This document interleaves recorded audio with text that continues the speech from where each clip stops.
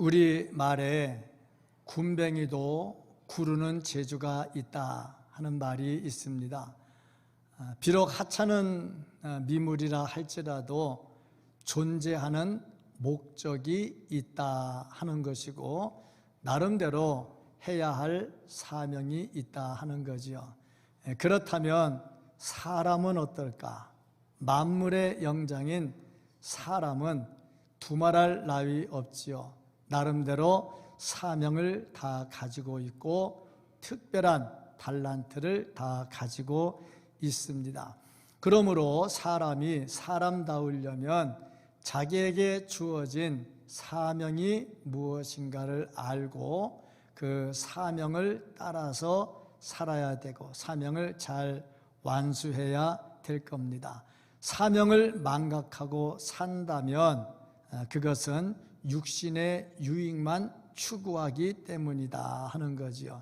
사람이 육신의 유익만을 추구하면 통제가 잘 안 됩니다.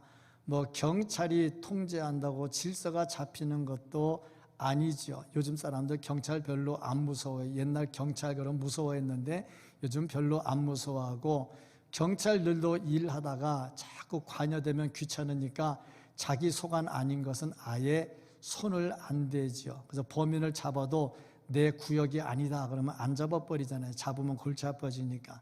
이렇게 되다 보니까 경찰 통제력으로도 안 되고 윤리도 온전하게 이루어지지 않고, 요즘 윤리는 참 예전 윤리와 많이 바뀌었습니다. 그래서 통제가 잘 안 되지요. 그렇다고 해서 교육이 살아있어서 제대로 교육이 되는가 하면 교육도 그렇습니다. 개인주의, 이기주의로 만연돼 있어서 이 교육도 온전하게 되지를 않습니다. 그러고 보니까 이 세상을 통제할 수 있는 힘이 없는 겁니다. 정치로도 통제가 안 되고 교육으로도 안 되고 다 안 되지요. 그래서 마지막으로 살아있는 게 뭐냐면 종교입니다.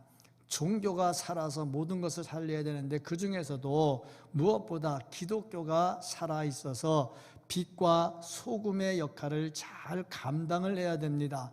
그래서 모든 것이 다 무너지고 타락해도 기독교만 살아있으면 세상은 아직 소망이 있습니다.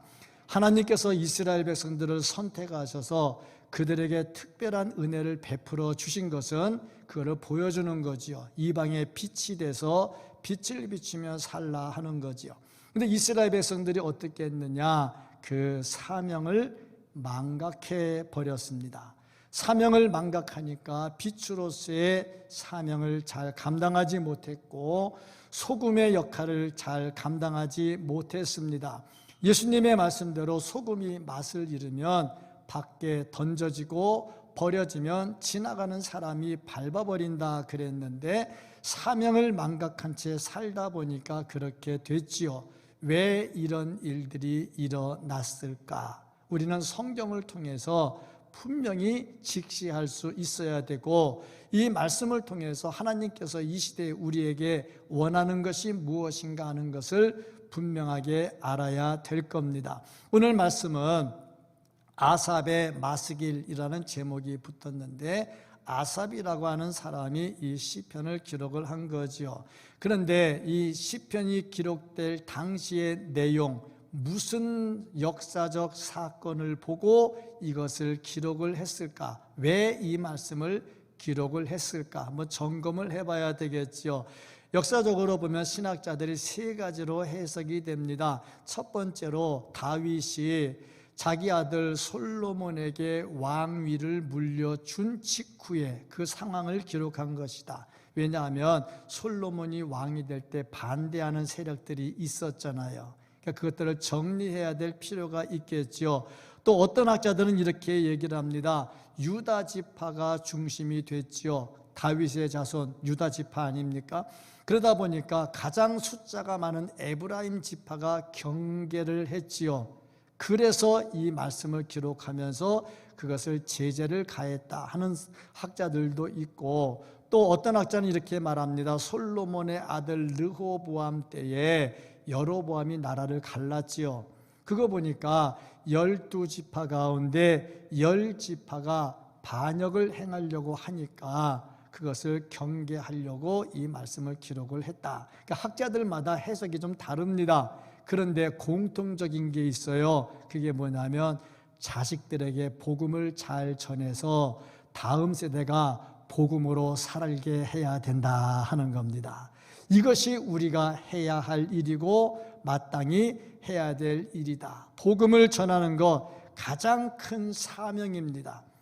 우리에게 주어진 사명, 군뱅이도 나름대로 구르는 재주가 있다 했는데 그 나름대로 사명이 있는데 우리 사람들이 가지고 있는 사명, 그것이 뭐냐면 복음을 전하는 것인데 가장 큰 사명인데 과연 우리는 이것을 어떻게 감당하고 있는가? 오늘 말씀 속에서 복음, 도대체 복음은 무엇이며 왜 이것을 우리의 후손에게 전해야 되며 전할 때 우리의 마음의 자세는 어때야 되는가? 오늘 말씀 속에서 분명히 복음을 알고 복음 안에 거하고 복음을 전하고 복음과 함께 할 수 있는 우리 모두가 될 수 있기를 예수님의 이름으로 축복합니다.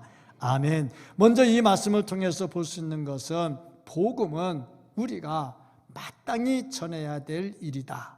복음 전하는 것은 우리가 마땅히 해야 할 일이다 하는 겁니다. 5절 말씀을 보면은 여호와께서 증거를 야곱에게 세우시며 법도를 이스라엘에게 정하시고 우리 조상들에게 명령하사 그들의 자손에게 알리라.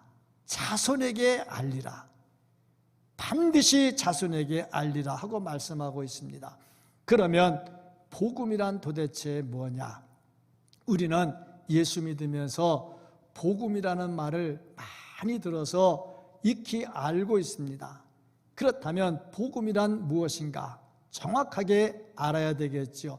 복음이라 하는 말은 유앙겔리온이라는 단어가 쓰였는데 복된 소식이라 그렇게 말을 합니다. 복된 소식.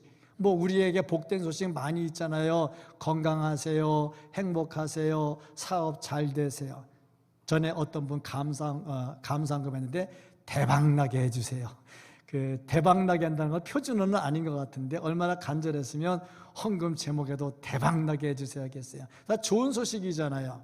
그런데 이런 좋은 소식들은 잠시 있다가 없어지는 거죠. 진짜 좋은 소식은 영원히 없어지지 아니하는 겁니다.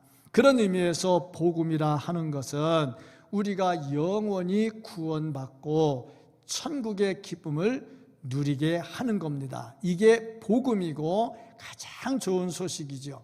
지난 주간에 원시 복음에 대해서 말씀을 전했습니다. 아담과 하와가 범죄한 이후에 하나님께서 창세기 3장 15절에 말씀을 주셨는데 그것이 복음이다. 그 복음은 가장 먼저 주어진 오리지널 복음이다. 그래서 원시 복음이다. 그렇게 말씀을 전했습니다. 근데 이 복음이 점차적으로 발달되고 발전 계승이 되어서 이제 예수 그리스도의 십자가와 예수 그리스도의 부활까지 이어집니다. 그리고 보니 복음이란 무엇이냐? 아담과 하와가 범죄함으로 인해서 이 땅에 죄값으로 사망이 왔는데 그것을 예수 그리스도께서 십자가에서 대신 돌아가시면서 우리의 죄값을 지불하시고 우리를 영원한 사망에서부터 구해 주셨다. 그리고 십자가에 달려 돌아가신 이후에 부활을 통해서 이 부활로 인해서 사망을 완전히 정복하셨다. 이게 복음입니다. 그러니까 예수 그리스도께서 우리를 위해서 십자가에 달려 돌아가시고 부활하시고 그로 인해서 우리를 구원하시고 우리에게 영원한 천국을 선물로 주셨다. 이게 복음입니다. 최고의 복음이죠. 최고의 복된 소리죠. 그래서 우리가 영원한 천국에 들어갈 수 있게 되었다 하는 겁니다. 그런데 우리가 이러한 소식을 어떻게 알게 되었느냐? 누군가가 우리에게 전해줘서 들었기 때문에 알게 됐죠. 그러면 내가 이렇게 전해 들어서 알게 된 복음을 어떻게 해야 되느냐? 이 복음이 내 대에서 끊어지지 않게 하려면 다음 세대에 이것을 전달해야 되겠지요. 다음 세대란 무엇을 말할까? 가깝게는 내 자식들입니다. 내 자식들에게 먼저 복음을 전달해야 되겠다 하는 거지요. 우리는 복음을 전하는 것을 전도라고 말을 합니다. 전도대 모이세요. 그러면 전도하러 가자는 거잖아요. 그런데 요즘 단어가 아주 특별하게 쓰입니다. 자식들에게 전도라는 말을 안 써요. 선교라는 단어를 써요. 전도와 선교는 같으면서 달라요. 복음을 전한다는 말은 같아요. 근데 전도는 같은 민족, 같은 생각, 같은 문화권, 여기선 전도라 그러고, 이것을 넘어서서 언어가 다르고 문화가 다르고 사상이 다른 곳에 가는 것을 선교라고 말을 합니다. 그런데 묘한 단어를 쓰죠. 자식들에게 예수 믿으라고 하는데 전도란 단어를 안 쓰고 선교란 단어를 써요. 왜 그럴까? 차세대 선교. 왜 이런 단어를 쓸까? 얘들은요, 생각이 우리랑 달라요. 사는 게 달라요. 문화가 달라요. 명절에 가족들이 모여서 대화하는데 자식들하고 대화 깊이 들어가면 싸움 나요. 그래서 웬만하면 대화 잘 안 하고 그냥 건 얘기만 해요. 잘 있냐? 예쁘네? 너 음식 잘 만들어. 그 정도로 말지 뭐가 어떻고 들어가면 싸움 나요. 왜냐? 사상이 달라서요. 생각하는 게 다르거든요. 그래서 자식들에게 복음을 전하는 것을 선교한다 이렇게 얘기를 해요. 얼마나 시대가 어려워지면 선교란 단어를 쓰겠습니까? 그런데 분명한 것은 사명감을 가지고 전해야 된다는 겁니다. 하다 안 되면 유언으로 남기고 가는 겁니다. 네가 내 가슴에 이렇게 못 박을 수가 있냐, 내가 한을 품고 죽어야 되겠냐 하고 유언까지 남겨야죠. 어떻게 하든 복음을 전해야 되는 거예요. 왜냐하면 복음이니까, 이거를 받아야 구원을 받으니까 어떻게 하든 전도를 해야 되는 거죠. 제가 오래전에 집사님 신방을 갔는데 그 집사님이 그 암으로 사형 선고를 받았어요. 근데 그분은 암이 무서워서 늘 대학교 교수, 지정 교수를 정해놓고 1년에 2번씩 암 검사를 하던 분인데, 근데 그 교수님이 미국에 학술 세미나 간다고 자리를 비웠어요. 그래서 한 텀을 놓쳤어요. 그 텀에 암이 걸려가지고 이제 돌아가시게 된 거예요. 그러니 얼마나 가슴이 아프겠어요. 그때 목사가 신방 가니까 막 울면서 살려달라고 하는데, 그때 하나님께서 저에게 딱 은사를 주셔가지고 한번 딱 손 얹는데 암이 확 나와버렸으면 저도 굉장히 유명한 사람 됐을 텐데 그 은사를 저에게 안 주셨어요. 그때 기도하고 같이 가슴 아파하면서 같이 기도하고 그랬는데 살려달라는 거예요. 죽기 싫다고. 집사님인데 살려달라고 같이 기도하고 하면서 복음을 다시 점검을 했지요. 복음을 심어줬지요. 그 다음에 신방 갔을 때 이분이 복음 안에서 다시 믿음을 정리를 하고 세상을 떠나셨는데, 세상 떠나시면서 믿지 않는 남편을 교회에 등록을 시켜놓고 떠났어요. 유언까지 하고 가는 거죠. 어떻게 하든지 복음은 전해야 됩니다.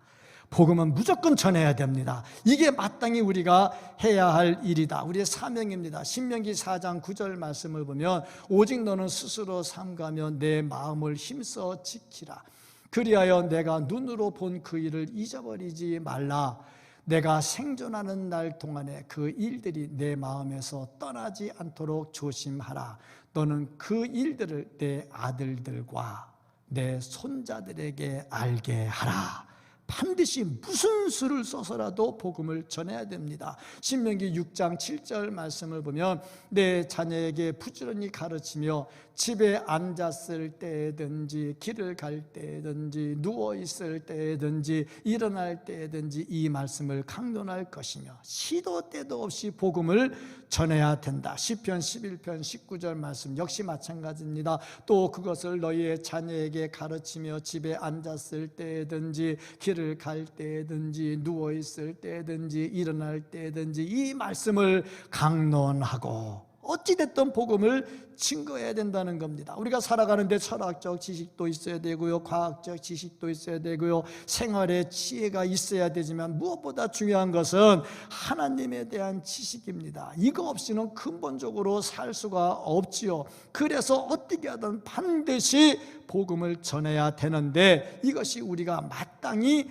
해야 할 일이라는 겁니다. 내가 복음을 받을 때 값없이 받았지요. 그러니까 값없이 전해야 되겠지요. 그래서 사도 바울은 거저 받았으니 거저 주라 하고 말씀을 합니다.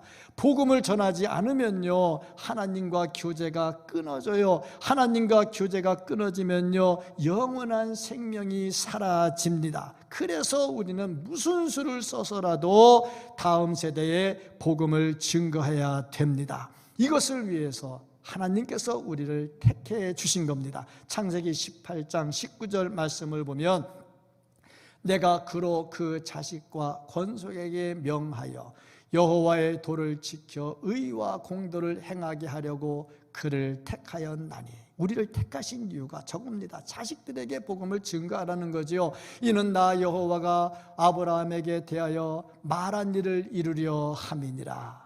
참 택하고 구원해주고 이것을 분명히 전하기 위해서 우리를 택했다는 겁니다. 그래서 우리는 택함받은 자로서, 복음을 가진 자로서 우리의 다음 세대에 이 복음을 끝까지 전해야 된다 하는 겁니다. 내가 복음 안에 거하면 자식도 복음 안에 거하게 되겠지요. 어느 광부가 탄광에서 일을 하다가 그 광부도 조짜가지고 일을 하니까 근무하는 때가 있고 쉬는 때가 있는 것 같아요. 그래서 쉬는 때 뭐 하느냐, 뭐 시골에 광산에서 할 게 뭐 있겠어요. 기껏해야 동네 선술집에 가서 술 한잔 먹고 놀고 그게 다겠지요. 그러다 보니까 쉬는 날이라 선술집에 술을 먹으러 가는데 그날따라 눈이 좀 왔어요. 그 눈이 와서 걸어가는데 이게 걸어가다 보니까 발자국이 하나씩 생기는 거예요. 근데 그 뒤로 6살 난 아들이 따라오는 겁니다. 그 아버지 발자국 같이 밟아가면서 따라오는 거야. 재밌나 봐요. 아버지 발자국 밟으면서 가니까. 그러니까 뒤돌아보니까 애가 따라오고 있거든. 야, 너 어디 가냐? 뭐 하러 가냐? 그러니까 저는 지금 아버지 발자국을 그대로 따라가고 있어요 하고 얘기를 했어요. 아무 의미 없이 아버지 발자국을 계속 따라가고 있어요. 그러니까 아버지가 생각에 잠긴 거야. 내가 지금 뭐 하러 가는데? 선술집에 술 먹으러 가잖아. 그러면 이 애가 아버지 발자국 따라오면 어디로 가? 선술집으로 오겠지. 그래서 생각을 한 겁니다. 내가 이렇게 인생을 살면 내 아들이 그대로 배우겠구나. 그래서 끊었다는 얘기입니다. 그렇잖아요. 부모가 가는 길을 자식들 따라오잖아. 내가 기도하는 자리에 서고, 내가 하나님 말씀 듣고 순종하는 자리에 서고, 내가 들은 말씀을 집에 와서 감사함으로 하고, 교회에서 봉사한 일을 집에 와서 자랑하면서 기쁘게 얘기하고, 그거 그대로 따라가잖아. 근데 내가 불평하고 내가 안 좋은 소리 집에 가서 하면 그거 듣고 애들이 크면서 뭘 배우겠어요? 부모의 모습을 그대로 따라가잖아. 복음 안에 거하고 복음 안에 은혜가 충만하고 그런 걸음을 남길 수 있기를 주님의 이름으로 축복합니다. 자, 이래서 우리가 마땅히 해야 될 일, 복음 안에 거해야 되고 복음을 전해야 된다 하는 겁니다. 그럼 왜 우리가 복음을 전해야 되느냐? 그 목적의식이 분명해야 되겠죠. 먼저 복음을 전하는 목적이 뭐냐면 자식들이 무지한 죄에 빠지지 않도록, 우상 숭배하면 안 되잖아요. 두 번째 이유가 있다면 장래에 의롭게 살아야죠. 죄 가운데 살면 안 되잖아요. 세 번째 이유가 있다면 신앙을 가지고 살아야 되겠죠. 겸손한 신앙을 가지고 살도록. 네 번째 이유가 있다면 하나님을 확실히 신뢰하고 살도록. 그래서 이런 목적의식을 가지고 살다 보니 내가 복음을 전하는 이유가 뭔지를 분명히 알게 되겠지요. 내가 왜 복음을 전해야 되느냐, 왜 생명 다하기까지 복음을 전해야 되느냐, 내가 왜 목적의식을 가지고 자녀들에게 복음을 전해야 되느냐, 몇 가지 이유가 있는데, 첫 번째 이유가 있다면 내 다음 세대가 소망을 가지고 충성하며 살도록 하기 위함이다. 소망이 있으면요, 그 일에 열정을 쏟습니다. 내가 공부해서 장학금 받아야지. 그러면 열심히 공부를 하겠지요. 내가 이 사업을 해서 대성을 이루어가지고 내가 교회를 하나 건축을 해야지. 그러면 열심히 하겠지요. 소망이 있으면 그 부분에 충성을 다합니다. 6절 7절 말씀을 보면은 이는 그들로 후대 곧 태어날 자손에게 이를 알게 하고 그들은 일어나 그들의 자손에게 일러서 그들로 그들의 소망을 하나님께 두며 자식들에게 하나님께 소망을 두도록 가르치는 거지요. 소망을 두면 어떻게 되느냐? 하나님께서 행하신 일을 잊지 아니하고 오직 그의 계명을 지켜서 소망을 두면, 하나님께 소망을 두면 하나님께서 주신 말씀에 충성을 다한다는 겁니다. 자식들은 부모에게 배운 대로 합니다. 오래전에 책 하나가 좀 문제가 됐었는데 가계에 흐르는 저주를 끊으라. 그게 좀 문제가 됐어요. 왜 문제가 됐냐면 집안에 무슨 저주가 흐르냐, 이건 기독교인에게 맞지 않다. 그 말은 맞아요. 근데 가계에 흐르는 저주를 끊으라고 하는 말도 맞는 말이 하나가 있어요. 그게 뭐냐면 자식들이 부모에게 배운 대로 한다는 거죠. 알코올 중독에 걸린 아버지 밑에서 자라면 애가 또 술 즐긴다는 거죠.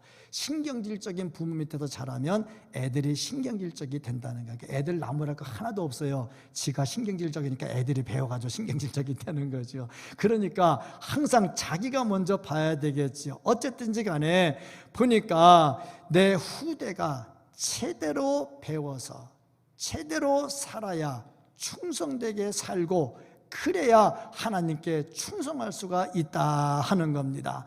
복음을 가진 자는요 소망을 가지고요, 소망을 가진 자는 그가 가진 소망에 대해서 충성을 다합니다. 그러니까 천국에 대한 소망을 가지면 천국의 상급을 얻기 위해서 충성을 다하겠지요. 그래서 내 자손들이, 내 후대가 천국에 대한 소망을 가지고 그래서 이 땅에서 충성을 다하고 살다가 마지막에 하늘나라에 가서 면류관을 받을 수 있도록 해야 되니까, 그러니까 내가 복음을 전해야 된다 하는 겁니다.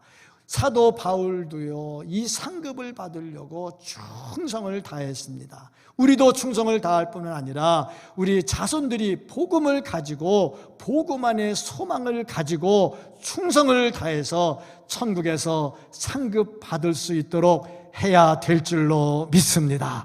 이 사명감을 가지고 해야 되겠죠. 두 번째는요, 하나님을 찬송하도록 하기 위해서 이 복음을 후대에 전해야 된다 하는 겁니다.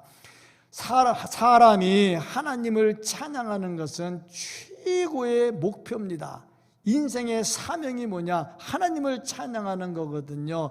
그것을 모르면 인생이 무너지죠. 그러니까 복음을 전해야, 그래야 이들이 복음을 가지고 하나님을 찬양하고 올바른 인생을 살고 마지막에 천국의 축복도 받게 된다는 겁니다. 그래서 전해야 되는 것이고요. 세 번째 이유가 있다면 복음을 전해서 복음을 가지고 살면 자녀들이 복을 받습니다. 이 땅에서도 복을 받고요, 하늘에서도 복을 받습니다. 9절 말씀을 보면요, 9절 말씀에 9절 이하에 보면은요, 하나님께 무지한 자가 행하는 악한 일, 그리고 하나님의 말씀을 아는 자가 행해서 받는 상급이 나옵니다.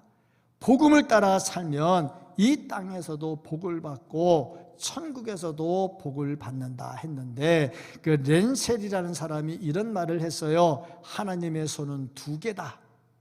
아니, 하나님의 사람이요, 손이 있고 두 개가 있고. 그런데 그 이유가 뭐냐면 한 손으로는 축복을 베풀어 주시고 한 손으로는 죄 지은 것에 대해서 책망을 하신다. 그래서 하나님의 손은 두 개다. 축복을 주는 손과 책망하는 손이 있다, 그렇게 말을 합니다. 그렇습니다. 복음을 가진 자, 하나님의 손, 축복의 손이 임할 줄로 믿습니다. 그래서 자녀들에게 이 복을 물려주려고 복음을 전해야 된다는 겁니다. 그러면 복음을 전할 때 어떤 자세로 전해야 될까?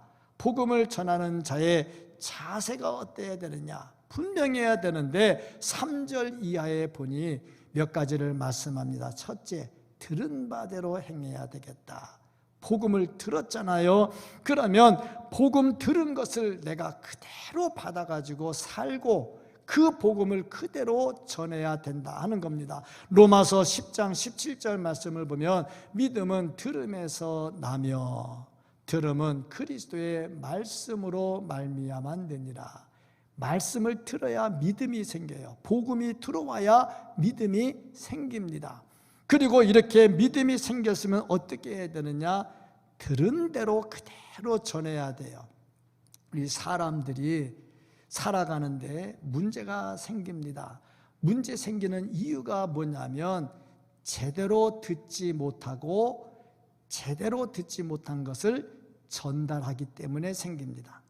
통계에 의하면 너와 내가 같이 대화를 하는데 네가 하는 대화를 내가 알아듣는데 얼만큼 알아듣느냐면 27% 알아듣는데, 그러니까 73%는 못 알아듣거나 엉뚱하게 알아듣는 거야.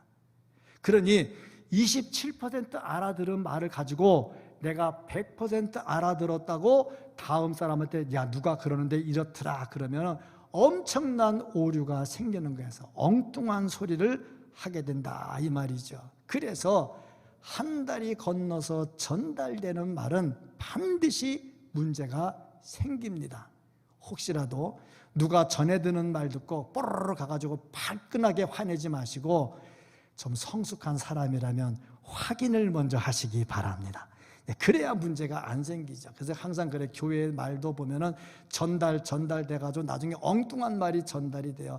그래서 바느질하다가 손가락에 찔려가지고 바느질 찔려서 피가 났는데 이게 전달돼가지고 썩어서 잘났다까지 전달이 돼요. 그렇습니다. 사람의 말이 그래서 27% 알아들은 거 가지고 100% 전달을 하니 이게 가다 골마가지고 썩어서 자른 데까지 간단 말이에요. 그 말 듣고 잘렸대까지 소문을 내면 안 되잖아요. 사람이 그렇거든. 그러니까 복음을 들을 때 제대로 들어야 돼. 잘못 들으니까 이단에 빠지는 거예요. 삐딱하게 들으니까 이단에 빠지는 거예요. 제대로 들어야 되는데 보니까 입으로 말하면 귀로 듣고 마음으로 말하면 마음으로 듣고 영으로 말하면 영으로 듣습니다. 그래서 저는 그 설교할 때 늘 부담이 돼요. 왜 부담이 되냐면 제가 입으로 설교하면 성도들이 귀로 들어요. 부담이 돼요. 내가 입으로 설교하면 안 되는데 제가 마음으로 설교하면요 성도들이 마음으로 들어요. 근데 그게 다는 아니고 제가 영으로 설교해야 성도들이 영으로 들어요. 그래서 저는 늘 부담이 돼요. 부담이 돼서 1부 예배 설교 끝나고 들어가면 2부 예배 들어올 때는 또다시 또 기도를 해야 돼요. 하나님 아버지 1부 예배 때는 이랬는데요 2부 예배 때는 또 다 바로 전하게 해주시고요. 영으로 전하면 영으로 들어요. 그래서 제가 이 말을 거꾸로 말하면 여러분이 은혜 못 받는 거는 제가 영으로 안 했기 때문에 그래요. 그래서 여러분이 기도할 때 이렇게 기도하시죠. 제가 영으로 설교하도록 기도도 하실 분들은 여러분들이 영으로 들을 수 있도록 기도를 하셔야. 아무리 찰떡같이 얘기해도 개떡같이 알아들으면 은혜가 안 돼요. 개떡같이 얘기해도 찰떡같이 알아들으면 은혜가 됩니다. 그렇잖아요. 아멘 하시는 분들에게 은혜가 충만하기를 축복합니다. 제가 추석 선물로 드립니다. 그렇잖아요. 은혜 받고 살기를 축복합니다. 그다음에 아는 바가 있어야 돼요. 제대로 들어야 되고 두 번째는 아는 바가 있어야 돼요. 7절 8절 말씀을 보면 그들도 그들의 소망을 하나님께 두고 하나님께서 행하신 일을 잊지 아니하고 오직 그의 계명을 지켜서 그들의 조상들 곧 완고하고 패역하여 그들의 마음이 정직하지 못하며 그 심령이 하나님께 충성하지 아니하는 세대와 같이 되지 아니하게 하려 하심이로다. 제대로 알아야 엉뚱한 일을 하지 않거든요. 이 말씀에 보면요 시편 78편 말씀에 하나님께서 16가지 이적과 행하신 기사를 말씀을 합니다. 그런데 이스라엘 백성들이 10가지를 불신을 하는 행동이 나와요. 하나님의 말씀을 불신을 해요. 왜 이런 일이 일어날까? 세상적 사고를 가지면 항상 그렇습니다. 내가 이야기할 때 듣는 사람이 저 말이 무슨 말일까? 저게 무슨 뜻일까? 하고 들으면 오해가 적어요. 그런데 내가 가지고 있는 선입관념이 있어서 저 사람 말할 때 저거 이런 뜻으로 말할 거야. 그리고 색깔을 칠해서 들으면 그렇게 들리게 되겠죠. 그러니까 선지자가 말씀을 전하는데 이스라엘 백성들이 그 말씀을, 하나님의 말씀을 액면 그대로 받아들이지를 않아요. 그러니까 하나님의 은혜를 알면서도 곁길로 빠져나갔다 하는 겁니다. 의심이 생기죠. 왜? 욕심이 생기니까 신앙의 눈으로 보지 못해요. 그래서 곁길로 나가요. 이런 걸 우리가 알아야 돼요. 내가 곁길로 나가는 것은 내가 신앙의 눈이 약해지고 인간의 생각으로 가득 찼기 때문이죠. 그런데 두 번째는 뭐냐면, 그런데도 하나님이 사랑해 주셔요. 이걸 알아야 되겠지요. 정말 우리가 부족하고 연약한데도 하나님께서 사랑해 주셔요. 그걸 알아야 이게 복음을 제대로 알고 복음을 제대로 증거한다는 거죠. 사모하는 자에게 이런 은혜가 있습니다. 사모하는 자가 제대로 알 수가 있고요, 연구하는 자가 제대로 알 수가 있지요. 이단들도요, 성경 공부 엄청나게 합니다. 우리보다 더 합니다. 우리는 공부하러 오려면 잘 안 오지만은 이단들은요, 그거 안 하면은 뭐가 안 되니까 막 죽어라 나가잖아요. 열심히 공부한단 말이에요. 엉뚱한 거를 열심히 공부하다 보니까 거기에 미쳐가지고 빠져가지고 완전히 가산이, 집안이 파탄 나기도 하고 그러지요. 제가 어느 글을 읽었는데 현종이라는 중이 있었어요. 그분이 불교를 연구하러 인도로 갔습니다. 인도에서 16년 동안 불교를 연구했대요. 16년.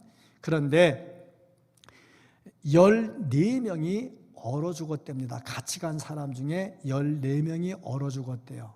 그리고 먹을 것이 없는데 그 중에 물이 없어가지고 4일, 때로는 5일 동안 물도 못 먹고 살았답니다. 그러면서 뭐 했느냐? 불교가 무엇이냐? 그걸 연구한 거예요.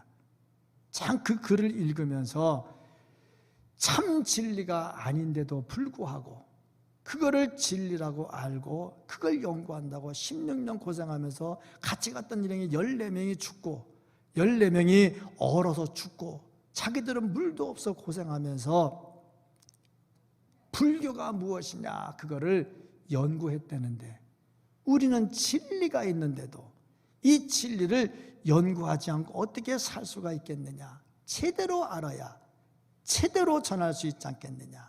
오늘 복음 분명하게 전합니다. 복음은 예수 그리스도입니다. 복음은 예수님의 십자가와 부활입니다. 예수님이 십자가 달려 돌아가시고 부활하심으로 인해서 우리 죄를 사하시고 우리가 구원받게 해 주셨습니다. 이게 복음입니다. 이 복음을 알고 복음을 분명하게 알고 복음 안에 거하기를 주의 이름으로 축복합니다. 그래서 이제 들었고 알았으면 이제 세 번째 단계가 체험하는 겁니다. 내가 복음 안에 거해야 되겠지요. 복음을 알았으면 복음이 뭔지를 분명히 전할 수 있어야 되겠지요. 간증할 수 있어야 된다 하는 겁니다. 이 세상에 가장 불쌍한 사람은 돈이 없는 사람도 아니고 병들어서 누워있는 사람도 아니고 할 일이 뭔지를 모르는 사람입니다. 제가 서두에 말씀을 드렸죠. 군뱅이도 구르는 재주가 있다고. 그러니까 군뱅이도 자기는 알아. 구르는 게 자기 일이라는 걸 알아. 자기가 할 일이 뭔지를 알아야지요. 우리가 그리스도인이고 하나님께 택함 받은 사람이고 우리에게 복음이 있다면 우리가 해야 될 일이 뭔지를 알아야 됩니다. 오늘 말씀을 보니까 이 말씀을 듣고 이 말씀을 알고 이 말씀을 체험을 하고 이 말씀을 다음 세대에 전해야 된다. 이게 우리가 마땅히 해야 할 일이다. 그렇게 말씀을 하고 있습니다. 우리의 다음 세대에 복음을 전하고 그래서 다음 세대가 살아나고 천국의 축복을 받을 수 있기를 주의 이름으로 축복합니다. 이 일을 하는데 방해하는 것들이 있어요. 뭐가 방해하느냐? 때에 따라 돈이 방해를 하고요, 때에 따라 건강이 방해를 하고요, 때에 따라 사업이, 때에 따라 직업이 방해를 합니다. 그것을 깨트릴 수 있는 능력이 어디에 있느냐? 성령 충만입니다. 성령 충만으로 방해하는 걸 다 깨뜨려버리고 복음의 능력으로 이 땅에서도 복을 받고 하늘의 신령한 은혜도 받고 천국도 소유하고 주 안에서 복음으로 승리할 수 있는 우리 모두가 될 수 있기를 예수님의 이름으로 축복합니다. 아멘. 기도하겠습니다.